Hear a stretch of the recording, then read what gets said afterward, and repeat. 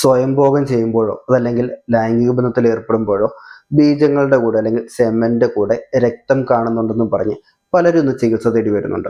വളരെയധികം ശ്രദ്ധിക്കേണ്ടുന്ന ഒരു അവസ്ഥയാണ്. ഹീമോസ്പേമിയ എന്നാണ് ഈ ഒരു അവസ്ഥയ്ക്ക് പറയുന്ന പേര്.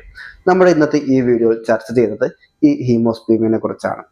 അതിനു മുന്നേ ഈ ഒരു ചാനൽ ഇതുവരെ നിങ്ങൾ സബ്സ്ക്രൈബ് ചെയ്തിട്ടില്ലെങ്കിൽ ഇപ്പോൾ തന്നെ സബ്സ്ക്രൈബ് ചെയ്യുക. മാത്രമല്ല, നിങ്ങൾക്ക് എന്തെങ്കിലും സംശയങ്ങളോ മറ്റോ ഉണ്ടെങ്കിൽ ഈ മുകളിൽ കാണുന്ന വാട്സപ്പ് നമ്പറിൽ നമ്മളോട്ട് കണക്ട് ചെയ്യാവുന്നതാണ്. സെമനിൽ രക്തം കാണുമ്പോൾ പലരുടെയും സംശയം ഞാൻ സ്വയംഭോഗം ചെയ്തത് കാരണമാണോ അതല്ലെങ്കിൽ അമിതമായി ലൈംഗിക ബന്ധത്തിൽ ഏർപ്പെട്ടത് കാരണമാണോ ഇങ്ങനെ രക്തം കാണുന്നതെന്നാണ്. എന്നാൽ ഒരു കാര്യം മനസ്സിലാക്കുക, അമിതമായി ലൈംഗിക ബന്ധത്തിൽ ഏർപ്പെട്ടാലോ അല്ലെങ്കിൽ അമിതമായി സ്വയംഭോഗം ചെയ്തെന്നും പറഞ്ഞോ സെമനിൽ രക്തം കാണണമെന്നില്ല. സെമനിൽ രക്തം കാണുന്നത് ചെറിയ ചെറിയ കട്ട പിടിച്ച പീസുകളായിട്ടായിരിക്കാം, അതല്ലെങ്കിൽ ഫ്രഷ് ആയിട്ടുള്ള ബ്ലഡുകളായിരിക്കാം. കൂടുതൽ പേരിലും കാണപ്പെടുന്നത് ഈ ഒരു ടെസ്റ്റിസ് അല്ലെങ്കിൽ വൃഷ്ണങ്ങളിലേക്ക് ഏതെങ്കിലും ക്ഷതങ്ങളോ അല്ലെങ്കിൽ മുറിവുകളോ കാരണം വരാം, അതല്ലെങ്കിൽ ഇതിനുള്ളിൽ ഏതെങ്കിലും ഞരമ്പുകൾ വീങ്ങുന്നത് കാരണം വരാം. ഇതുമല്ലെങ്കിൽ ഏതെങ്കിലും സ്ട്രെയിൻ കാരണമോ അല്ലെങ്കിൽ ഇൻഫെക്ഷൻ കാരണമോ എല്ലാം സെമനിൽ രക്തം കാണാറുണ്ട്.